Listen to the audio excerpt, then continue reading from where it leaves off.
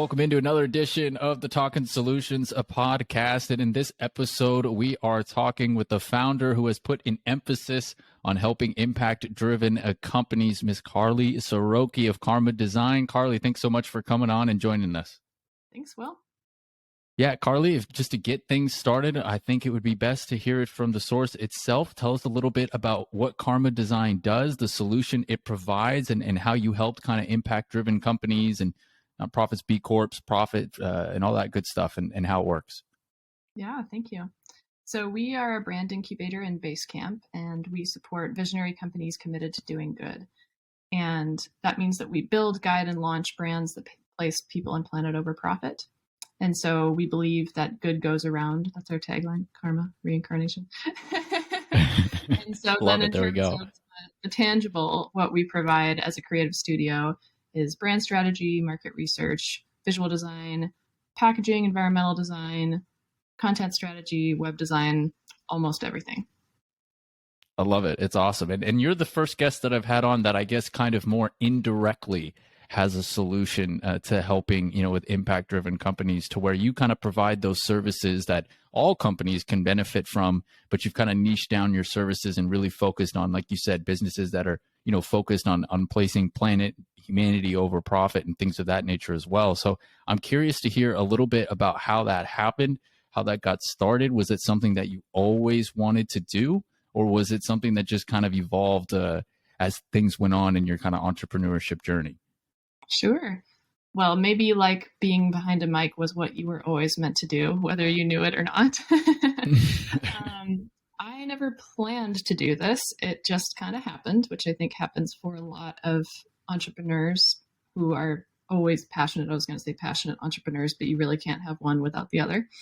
And I got to give credit to my dad for showing me the way, because he ran his own business when I was a kid. And so I osmosed a lot of what I learned about business from him. But really, it just happened because I've always wanted to help people. I've just had a strong drive to serve ever since I was a kid. And so people being the way that I like to serve, branding, psychology, all of that business, it just conspired to create Karma, so that I found that, I can do a little tiny bit of good as an individual, but if I build a company and scale it and help other people build their companies and scale them, now the ripple effect has a much greater good to influence. Absolutely. And I know you got big plans for Karma in the future as well, but tell us a little bit also just about when it started, how long you've been working with these companies that are kind of putting planet over profit and things of that nature as well, just to give a little bit more context and how well your company has been going. Sure. So this is my 11th year in the industry, and I started out after college working up to my then dream job, which was actually working in-house at Starbucks headquarters. And so that's where I learned a lot of what I know about branding. Maybe you've heard of them. And it did maybe take a while for me to become a bit disenchanted with the cubicle city life. And so I quite literally bought an RV and drove off into the sunset and became a digital nomad before there was a word for it. And then started freelancing, building up my business, working as a sole proprietor. And then it was around 2017 when we rebranded, renamed, became an LLC, became Karma. And I began growing my team of contractors and designers. And here we are. So Karma is officially more like 4 years, but I've been at it for a while. Awesome. That's so cool. And you mentioned a lot about the climate over profit and things that are planet over profit, I think. Exactly the piece. And, you got to have some symmetry there. But with that as well, then, so tell us a little bit about a lot of the companies that you work with and what their missions kind of are going forward with their plans for business and whatnot. And tell us a little bit about those companies. Sure. So I am a diehard when it comes to deciding who we work with. And I truly can't sleep at night if it's not something that I believe in. And so our litmus test for whether a company passes the test, so to speak, is to show us that the reason they're in business is to help people and planet. I want to make it clear that profit is an integral component to that. You can think of it like a triangle where you have people, planet, and profit on the bottom. Profit is the bottom line because every business needs to have a profit to survive. And if you don't, you're not going to do any good, no matter how hard you try. So profit is critical. And we want to know why are you doing this? Company X who's contacted us, what do you hope to do directly or indirectly to impact society, to impact the environment in a positive way? And so that's why we're drawn to businesses for good specifically. What types of things have you found in common with a lot of these companies going forward? I mean, imagine, of course, each and every company is different with different solutions, but to me, there's probably maybe some underlying things that you encounter each and every time, and maybe you look for in that kind of, I don't know if vetting's the right word, but that process of seeing if they're a good fit to work with you and your company. Sure. Well, this may sound kind of funny, and it's something that you should not do, but it is common in business for good entrepreneurs, is paying yourself last. And this is a really tough one because when you start a company, any company, you have that early stage growth period where it's difficult to get your capital flowing and whatnot, unless you have a bunch of funding that you're lucky to start out with. And what I have seen in common with a lot of other mission-driven companies is that money is not the most important thing to them.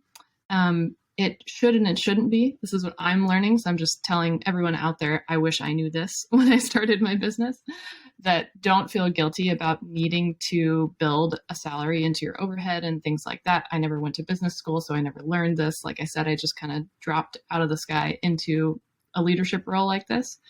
But I do see businesses for good, leaders of these companies, valuing the product of what they're doing more so than their personal gain. And yet I hope that there's a way that both can happen together, because that's actually how it is most successful, as we've seen personally in the last decade. Emphasis on mental health and self-care. When you do take care of yourself as an entrepreneur, your business thrives as well. Yeah, that's really interesting. Definitely contrary to, I think, a lot of people that are in business in terms of, pay yourself last and things of that nature as well. But I definitely think that there's something to be said for that too, when you're talking about focusing more on your solution and your products. I mean, I think the founders of, Patagonia is a really common case to use. I mean, I think they would make the argument that if you are passionate about doing those things first and foremost, about taking care of the climate, taking care of the environment, planet over profit, humanity over profit. And I would say they're quite successful. Definitely.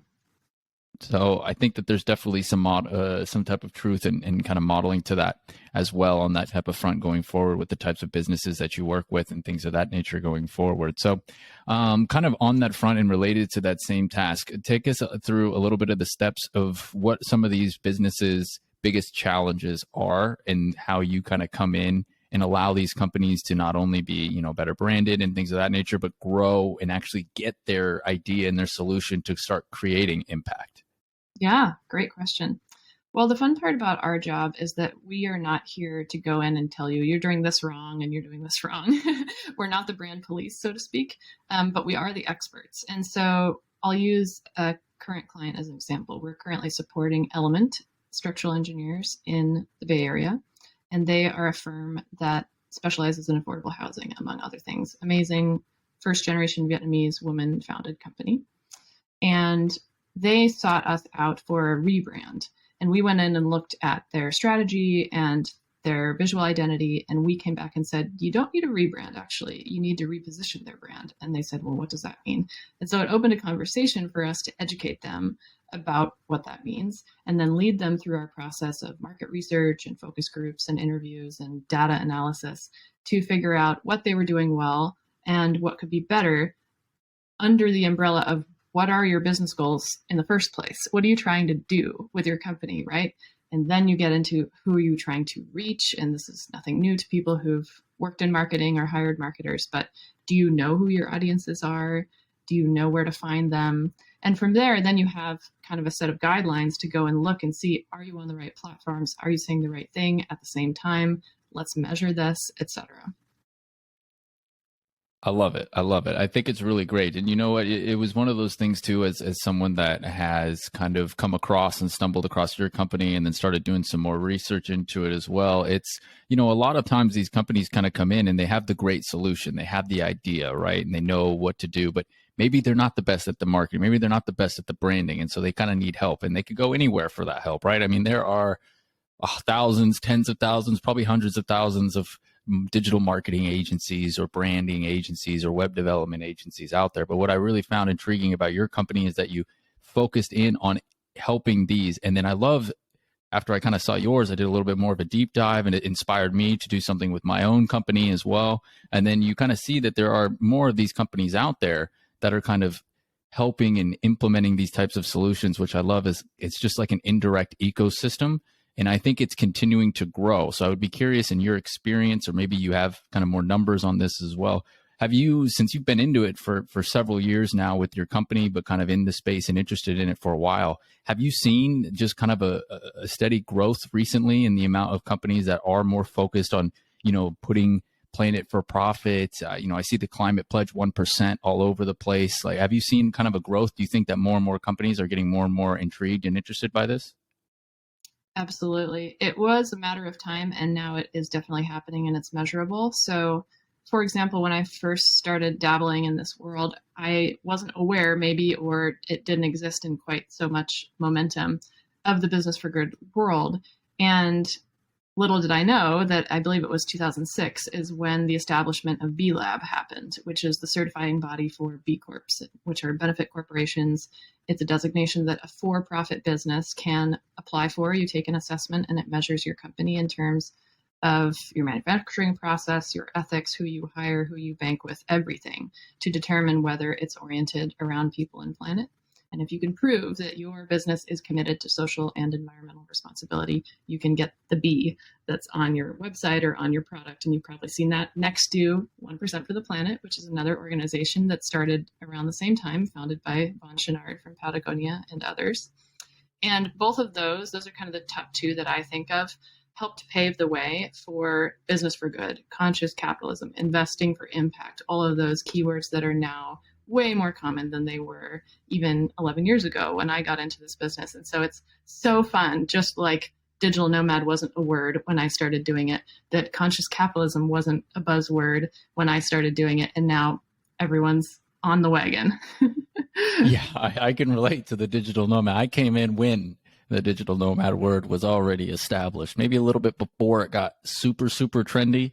But now it's, I'm a digital nomad. But now digital nomad has gotten so big that people are starting to, I don't like to be called a digital nomad. You know what I mean? Like, sure. That's how popular it's gotten. It's kind of even gotten to that level as well.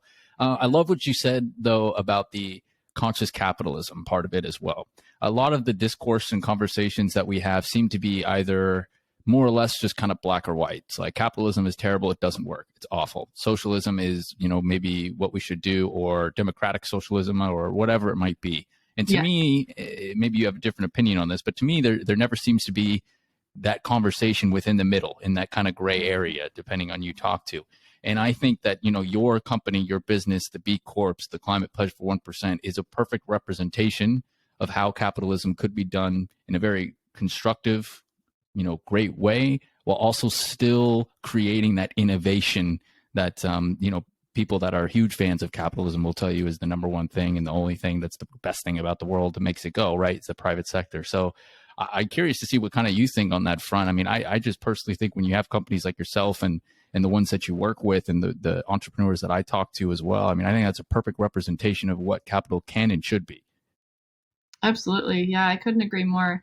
And I guess I just don't see a reason why we can't have capitalism without the exclusivity of only a few benefiting from it. So that's my one beef with it, really.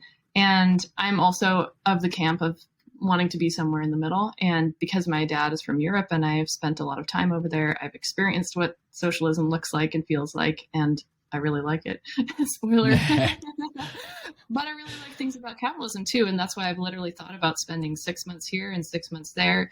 And, sometimes I say, should I just leave or should I stay and fight the problem from within? And it's, why not both? Why not both? Right? Exactly. And so capitalism is not going to change in the States anytime soon, I don't think. So why don't we use that to our advantage and find a way to spread the resources so that a rising tide lifts all boats? Exactly. And again, I think it just goes in maybe the framework. We don't need to talk too much about this. That's not the whole point of the podcast, right? We could talk for hours between the two, but I do think there needs to be a mix, because I do think that you can extrapolate and take both sides, the best elements of both, and kind of create some type of system. It's never going to be perfect. Absolutely not. It's never going to be perfect. We're humans. We're flawed by nature, but we can make it in a place that's as best as possible. So I love that kind of experience that you had for 6 months and 6 months in Europe and then 6 months here. So you have firsthand knowledge of kind of how that works. So I think that's pretty cool on that front. Where do you spend your time in Europe? I'm curious as a nomad myself. Yeah, sure. So that was actually the dream, 6 months, 6 months. I have done 2 months in Europe, but I've been to Europe 8 or 9 times in 22 countries or something like that. But my father's from the Czech Republic, so I'm a dual citizen with the EU. And then I've been to a bunch of countries in Europe, but probably my biggest stint for 2 months was Paris and Czech Republic and walking the Camino de Santiago for my 30th birthday. So Spain and Portugal. Oof, that's awesome. That's awesome. Yeah, you're living that dream life that I'm aspiring for. But kind of on that front, going back to the conversation at hand, or kind of what we're talking about in terms of kind of what you all do and your company and kind of how you help people and seeing that impact. I want to kind of go back to talking about kind of the growth of what you've seen. And then, you talked about the buzzwords of conscious capitalism and digital nomad space and things of that nature. When you are, for example, you come across these companies, I mean, obviously, I'm sure maybe you have the marketing, word of mouth, referrals, whatever that kind of might be on that front as well. But what is kind of the response that you get from these companies when they see that there are agencies and brand incubator and all these things that are actually targeting them as well? I mean, I imagine that that's probably a nice kind of, oh, yeah, this is great. We want to work with them. And then it's kind of like a unified attack on enhancing that solution, if that kind of makes sense. Yeah, sure. And basically, whenever we meet with somebody, and correct me if I'm understanding your question wrong, but you're kind of trying to gauge how we decide whether it's a good fit. Mm-hmm. Okay. I'm going to make an analogy to the grocery store. Okay. So I'm one of those hippie snobs that only eats meat if it's humanely raised, right? And that was another word that we didn't really understand until recently. And so for me, the buzzword is pasture raised. Unless it says that on there, then I won't buy it, because free range and organic and all those others, natural, they don't really mean anything. And so when you go and you can ask the farmer directly, is your meat pasture raised? What their response is going to be is really clear one way or the other. They're either going to say, duh, like I wouldn't be here if it weren't. They're going to know exactly what you're talking about. Or they're going to fudge it with some gray area lingo that kind of makes it sound like maybe they're responsible. Same thing for businesses for good. If you're a business for good, you know it. And somebody asks you and you say, yes, this is why we're in business. Yes, we are a conscious capitalist company.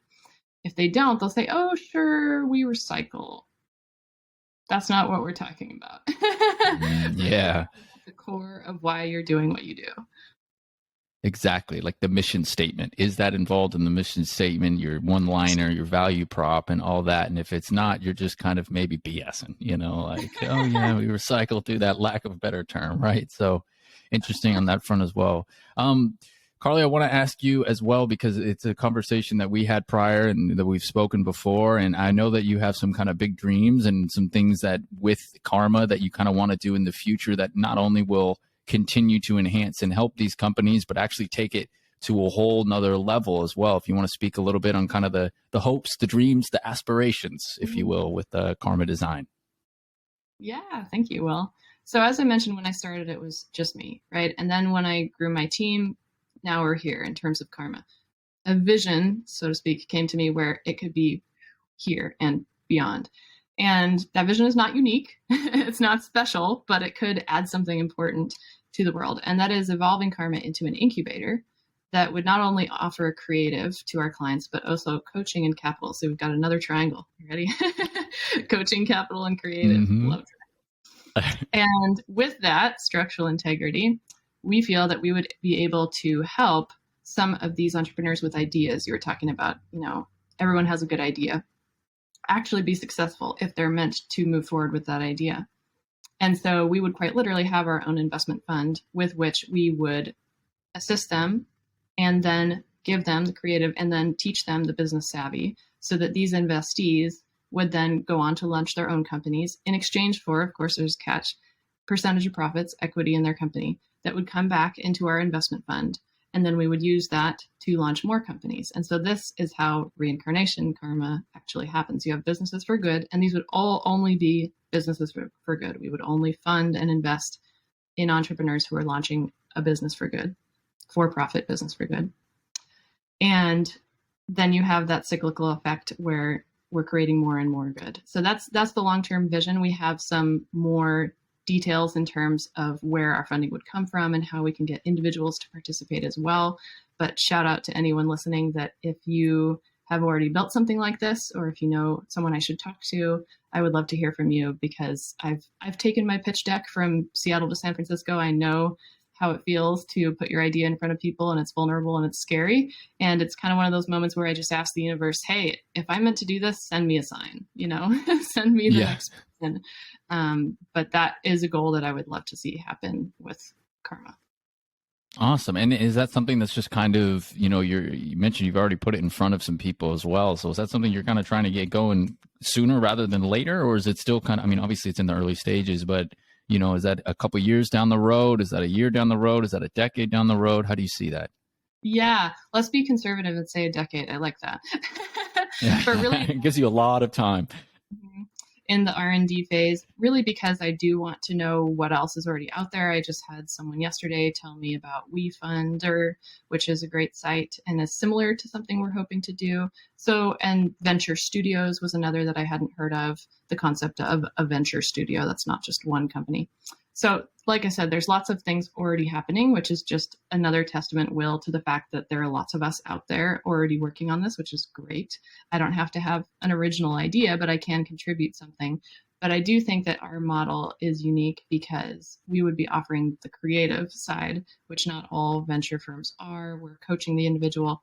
And like I said, we have a vision to have the investment process involve individuals like you and me, similar to WeFunder, that would help individuals benefit from this exchange as well, not just venture capitalists. Exactly. And can you explain what WeFunder is, just in case people listening aren't quite sure or aware of that model? Yeah, and I just found out about this myself, but it's essentially a website where you can search for a startup that you want to support and then contribute $100, $500, $1,000 to their cause. So you become your own investor or venture capitalist, if you will. But I do want to demarcate the important separation between a venture capitalist and individuals, because the statistic that really fired me up about all this, Will, is that a few years ago, the number was less than 3% of venture capital funding going to female-founded companies. Since the pandemic, it's even less, and it has always been even less for minority-founded companies. So that just illustrates right there that it's not proportionate to the percentage of women, percentage of minorities we have in the States in terms of who's getting funded. So that's what shows me that there's something not quite right about our capitalist model. Because, like I said, I don't necessarily have something wrong with capitalism. It's just when it is only exclusively offered to this one privileged group. Right. It's the execution of the capitalism. Sure. It's how it's being used. Obviously the term capitalism in and of itself means nothing, right? It's just, it's how it's utilized. It's how it's used. And that's an interesting fact that you mentioned out. I think I know too, that it's, like you said, it's less for that the minority. And I don't know enough about that topic to really know how or why that's the case. But I'd be curious to see how it is. But one thing that really intrigues me, like you said, about what you're trying to accomplish is the fact that you're offering the creatives. And then also, if I understand this correctly, you might have to correct me here, but if I understand this correctly, that you would be offering the creatives, you'd be offering the consulting, the advising, and then you would be making your money based off of a percentage of the equity that you would negotiate with that company. Is that correct? Our success would depend on their success, which is why our vetting process would be extremely careful to make sure that these aren't just, your run-of-the-mill entrepreneur. No offense, I'm one of them. I've made tons of mistakes and failures along the way.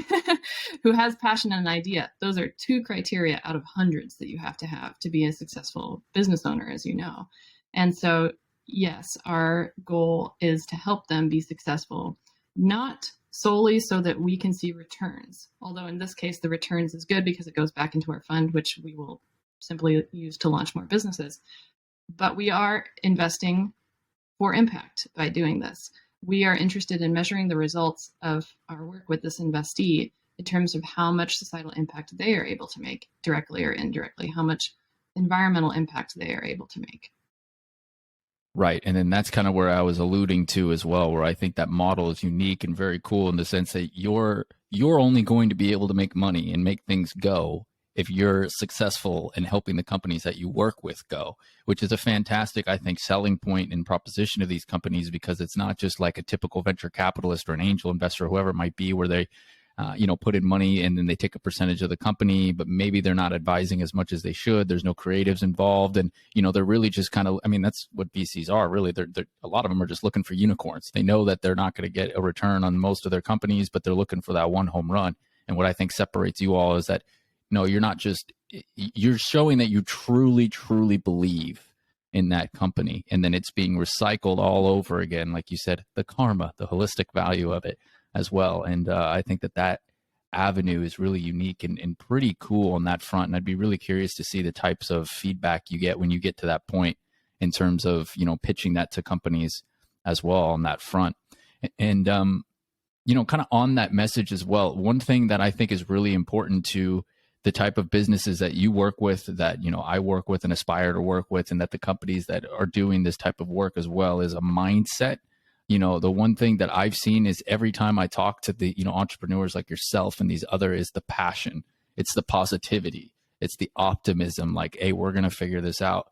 This might work. I mean, you're always going to have your pessimists. And unfortunately, I mean, pessimists are going to be right a good portion of the time, but it's amazing to me to get inspired by the positivity of these entrepreneurs. So how important do you think having that belief, like you mentioned, going into these companies and then the companies themselves and what they work with, how important do you think that is to success? Yeah, it's definitely huge. And we could have another tangential conversation about the difference between belief and faith and hope, because they're all subtly different. And as a Buddhist, I try not to get too attached to hope and desire, because it can get tricky, right? But I like the word belief, because that to me says more about the individual's work ethic. And to be honest, future investees of Karma the incubator, the number one thing we will likely be looking for is not passion, and it's not necessarily who you know or anything like that. It's grit. And there's a fantastic book by Angela Duckworth, who has written on this topic and lots of numbers to back it up.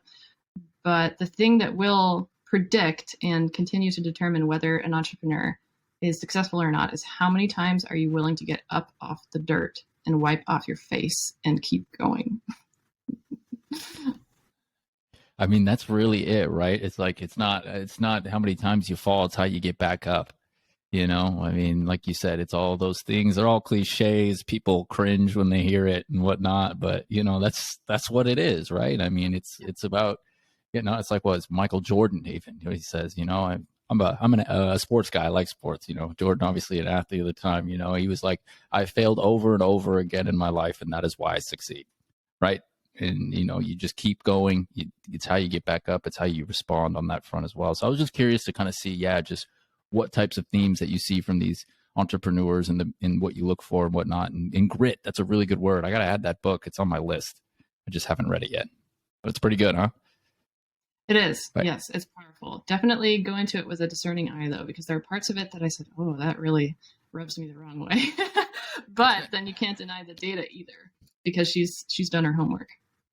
Yeah, exactly. I mean, data, and the data doesn't usually lie. So there's a lot of stuff that kind of goes on there on that front. But and then I want to go back and kind of retrace a little bit and talk about kind of the We Fund and that type of option as well, because I know that a company that I had on the podcast before, Ms. Jennifer Strautfer, Motivate You. She's got a really cool platform, and what she's been doing is I don't know if it's We Fund, but it's that type of model and whatnot. And I think she's raised like 70,000. And so I think that could be a really revolutionary kind of cool way to get people more involved, I think, in business as well, with the idea of, oh, wait, I can invest in companies that I believe in, that share my same values and my messaging as well on that front. So just kind of curious to see what your opinions are on how that might grow in the future and whatnot. Because I mean, I think the number one thing that will limit that now is just a lack of interest and knowledge in business for people that aren't in business.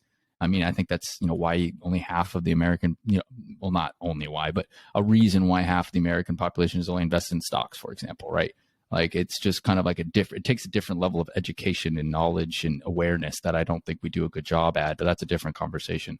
But curious to see where you kind of think that could grow in the future, in the coming years, if you think a lot more companies will start to kind of do things like WeFund. Yeah, I'm so glad to hear you say that education is kind of what's holding it back at this point. And you're absolutely right. And I've got to credit my colleague, Dana Redmond at Sea Change, which is an investment firm in Seattle. And she was kind enough to speak with me about my idea. And she said that women, for example, are happily apt to, for example, write a check to a charity or sit on a board or something like that. And yet they don't think about investing their wealth in businesses. It somehow feels risky, or they don't understand how that works. But if we look around, what runs this country?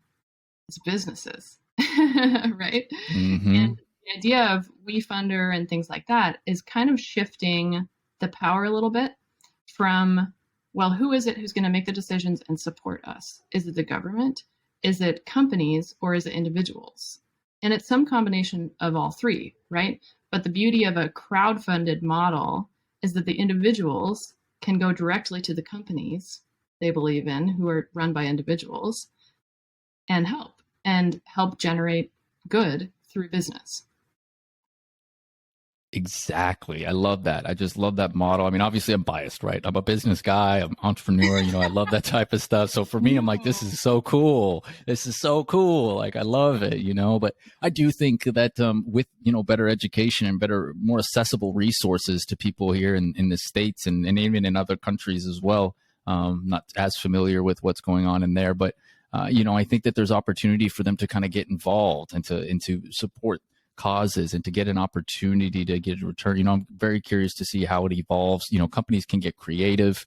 I'm very curious to see. Obviously, you have to deal with regulations or something on some things, but it's a very interesting topic and conversation. And just getting things awareness and education is so key, I think, to these things. There's this guy I follow. His name is the Wall Street Trapper. He's, I think, got like 1 million followers on Instagram. He went to prison from New Orleans. He was in gangs and, bad area, went to prison, met this guy who was in there for, I believe, insider trading or something like that. Don't quote me on that exactly. But basically he was like, no, this is what you need to do. You should be hustling business. You should be learning about business and how to make, money this way instead of, doing drugs and weapons and all that type of stuff.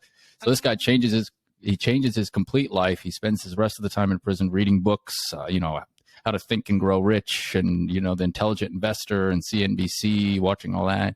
And then now his whole entire message is to go back into that same community he grew up in, the same language and everything, and says, hey, this is what we do. And his whole message is around education. And like, hey, it's because we don't know this, they don't teach us this, but we have the power. And I think that message resonates strong, at least for me. Yeah. So it's pretty interesting. But Karly, as well, just kind of going forward, and we talked about kind of the positivity of the business, the optimism and things of that nature as well. And then, your hopes going forward to kind of create this incubator and create this kind of cyclical cycle of karma, right, of good, and how it all comes back around, the reincarnation of some of the businesses for good. I do want to ask, since you focus on kind of the planet side of things, what is your favorite kind of social impact business that you work with? Is it, obviously, I'm going to guess and say that's maybe environment and climate oriented? Is it, diversity, equity, inclusion? Is it, I had somebody on recently about adoption and post-adoptive resources that I thought was great, because I feel like foster children don't get talked about enough and all that stuff. So what's your kind of favorite, or maybe not favorite is the right word, but which one are you really passionate about? Yeah, thank you for asking. I mean, I definitely gravitate toward the environmental organizations because I love nature and I spend a ton of time in our national parks, and it's the only place that can truly detox and clear my mind and just reset me in 10 minutes, But in this case, I will throw a shout out to an amazing organization in the women's health realm, which is another passion project of mine. So specifically women's reproductive health. There are lots of companies out there making apps and cycle trackers and things like that. But one that I highly recommend to check out is called FEMM, FEMM. founded by CEO Anna Halpine. And they are a women's health research organization and teaching and medical directory. So if you are a woman who has a cycle that's abnormal, or if you're experiencing infertility issues, you can use their app to understand your cycle. You can meet with a provider to get a diagnosis. You can work with a fertility awareness teacher to use the fertility awareness method as a form of birth control rather than hormonal contraceptives. Lots and lots to do there. They are a wonderful company, and I would love to see more support sent their way. So if we were the incubator, we would talk to them about being a potential investee.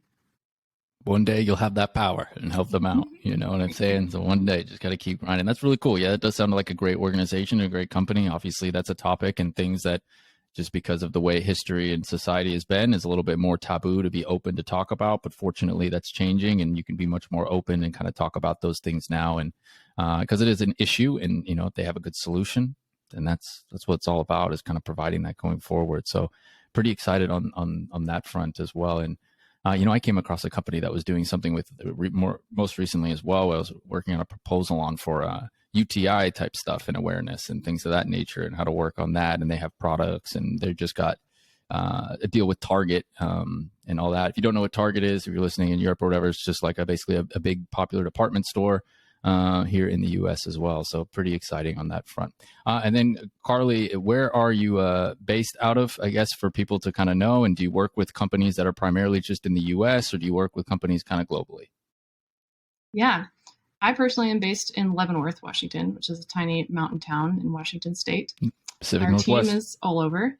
And, yeah, and all over the States at least. But we do have clients all over North America and are very keen to work with clients abroad. So we are definitely networking in that direction all the time.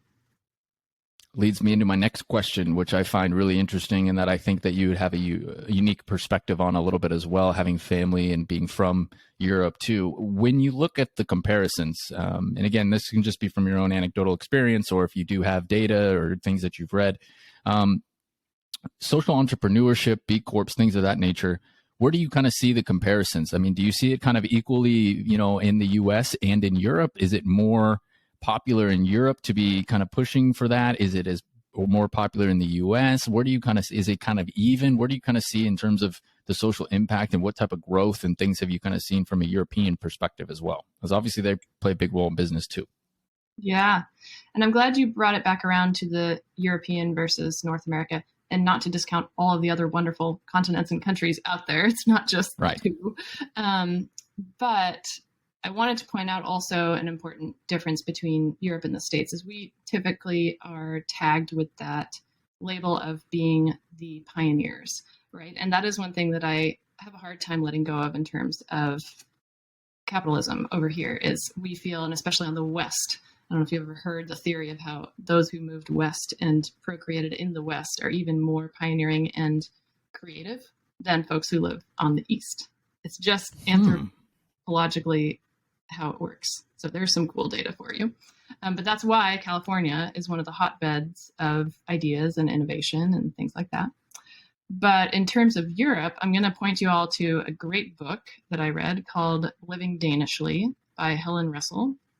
And it's about her experience. She is from the UK, and she moves with her husband to Denmark for an assignment.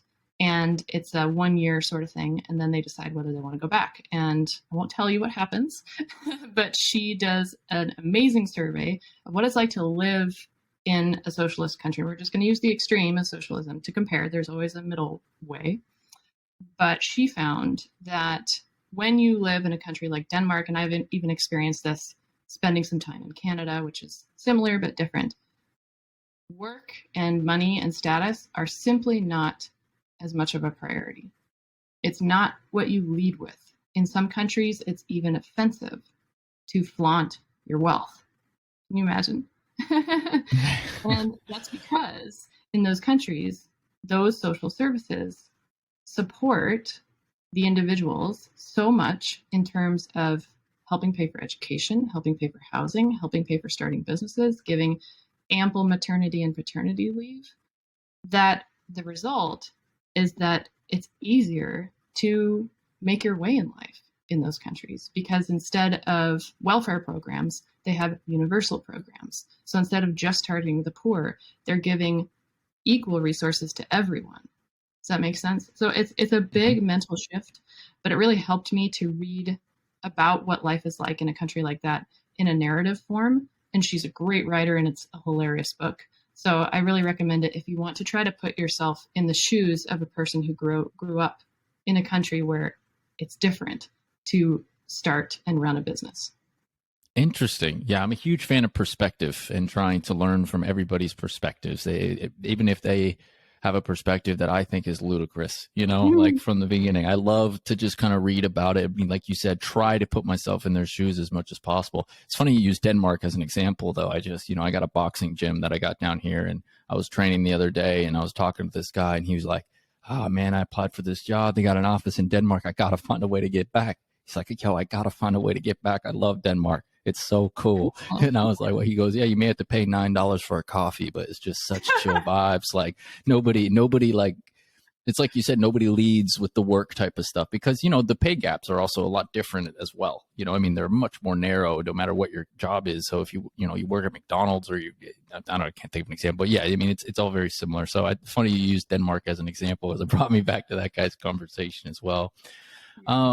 Yeah. So Karly, anything else that you would kind of like to add, or anything about, Karma and what you all do, and the impact that you kind of have, or how people can maybe kind of support you or monitor your journey, or kind of, keep tabs on when you're going to do maybe this WeFund stuff, and so that people could potentially support you in the future? Yeah, sure. Well, I don't know why, but the Buddhist in me wants to give one more shout out, since you mentioned, if you're hungry for more data and information about this world and optimism and things like that, or which country should I move to, a beautiful report from the World Happiness Organization was put out recently, and it was designed by my colleague Stislo Design in Brooklyn. So, hey guys, you did great. Definitely spend some time there too, because they actually talk about grit as one thing that will predict who is happiest, and perspective. So you're right on, Will. But go check that out. I wonder why I'm so happy. Yeah, there's a lot more conversation to be had about everything we just talked about in that report. It's 200 some pages, so you've got your work cut out for you. But that's a great place to continue watching the conversation. Follow the B Corps, follow the 1%ers, and then karmadesign.is is our address. And you're welcome to find me, Karly Siroky, on LinkedIn, and connect with us, and even join our team if you'd like. So. Awesome. There you go. You can be a part of an organization committed to doing good and enhancing and empowering these impact-driven companies as well, if you're looking for any type of potential work or something in the future as well. Hey, Karly, I've enjoyed this conversation so very, very much. Thanks for coming on. And, I'm really looking forward to monitoring what you all do. You're an inspiration to me in the company that you do. Like I said, I've made some changes of my own to kind of follow in that path. So it's been really great to have a conversation with you on the podcast. Thank you, Will, and for the work you do, and you get extra karma points. Extra karma points. Beautiful. Always good to get the extra karma points. Fantastic. That's Karly Siroky from Karly Siroky from Karma Design, joining us here on the Talkin Solutions podcast. Again, you can find more information about them and the work that they do at karmadesign.is. That's KARMADESIGN.is. And as always, of course, we'll have those links in our link tree on our bio in the Instagram throughout the whole entire week. So you can definitely go and check it out there if you want an easy, quick access to the website on that front as well. So I hope you all enjoyed this episode. As always, you can tune in to all of them on your favorite podcast platforms, whether it be Spotify, Apple, YouTube, whatever that might be. And of course, if you feel so compelled, go ahead, leave a review for the podcast. Always helps with the algorithm and things of that nature as well. Follow us on the Talkin Solutions podcast Instagram channel, and check out the website at cheshtech.com. We're doing a little bit of a merge and some changes within the podcast to put that and integrate it within my service company as well. So there'll be a page full of all the highlights and the guests that we've had in the past where you can listen, and then there'll be a little write-up as well on Karly and what her business does at Karma on the website. So you can get some more info, go straight to the website there. That's at cheshtech.com. talkinsolutions.com as well. But until next time, I hope everybody enjoys the rest of their week. And thank you so much for tuning in once again on the Talkin Solutions podcast.